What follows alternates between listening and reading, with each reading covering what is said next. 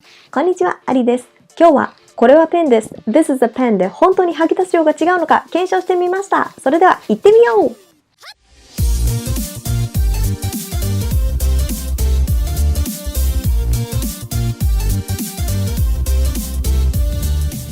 意識は高く、腰は低く、そしてドヤ顔は強め。こんにちは、アリです。皆さんお元気でしょうか？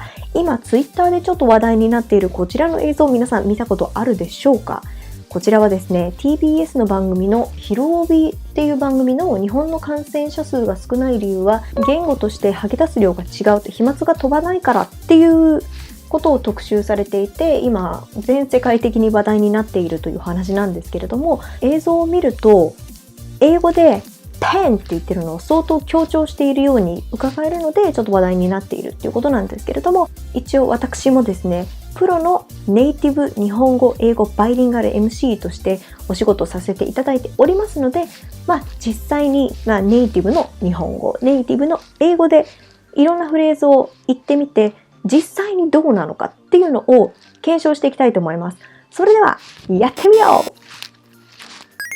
これ三脚にティッシュペーパーを2枚重ねになっていたものを1枚にしました。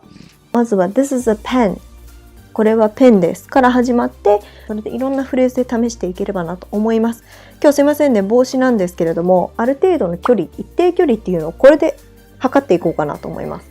それではまずテレビ番組でも特集されていた This is a pen とこれはペンですから言ってみたいと思います。まずは日本語から。これはペンです。これはペンです。This is a pen. This is a pen. 確かに P の発音で口がこう小さくつぼまるので P って発音ではだいぶ遠くに息は吹くかなとは思いました。これはいいんですけど、This is a pen って日常的に言うかどうかって言ったら言わないですよね。もうちょっと日常的にこの数ヶ月で実際に行われたかもしれない会話っていうので検証していきたいなと思います。じゃあ次、この会話結構よく行われてると思いますよ。いきます。今はリモートワークをされていらっしゃるんですか？今はリモートワークをされていらっしゃるんですか？ Are you working remotely right now? Are you working remotely right now? 見ての通りあまり変わらないですね。じゃあ次、たまにスーパーで知り合いに会ったタイミングでとか、友達と拙い会話の中でこういう会話があるんじゃないかっていうフレーズです。コロナのことがなければ、今日本当はハワイにいる予定だったのに。コロナのことがなければ、今日本当はハワイにいる予定だったのに。I was supposed to be in Hawaii right now if it wasn't for COVID-19. I was supposed to be in Hawaii right now if it wasn't for COVID-19. I was supposed to be in Hawaii. ハワイのところは日本語も英語もやっぱり動きますね。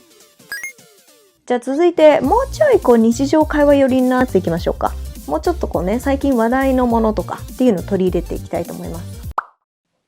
鬼滅の刃の最終回見た？鬼滅の刃の最終回見た？ Have you seen the final episode of Demon Slayer yet? Have you seen the final episode of Demon Slayer yet? これもそんなに変わらないですね。そう、鬼滅の刃って Demon Slayer って言うんですよ。めっちゃかっこいいですよね。あと2つぐらい行きましょうか。今こういう状況だからよく聞く会話シリーズ行きましょう。ここってテイクアウトできますか？ここってテイクアウトできますか？ Excuse me, do you guys do takeout? Excuse me, do you guys do takeout? ここって、やっぱり口がつぼまるので、どうしても息は強くなっちゃいます。じゃあ最後。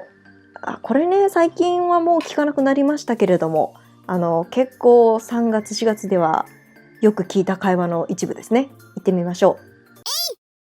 すいません、トイレットペーパーって売ってますか？すいません、トイレットペーパーって売ってますか？ Excuse me, do you have toilet paper in stock? Excuse me, do you have toilet paper in stock? いかがでしたでしょうか？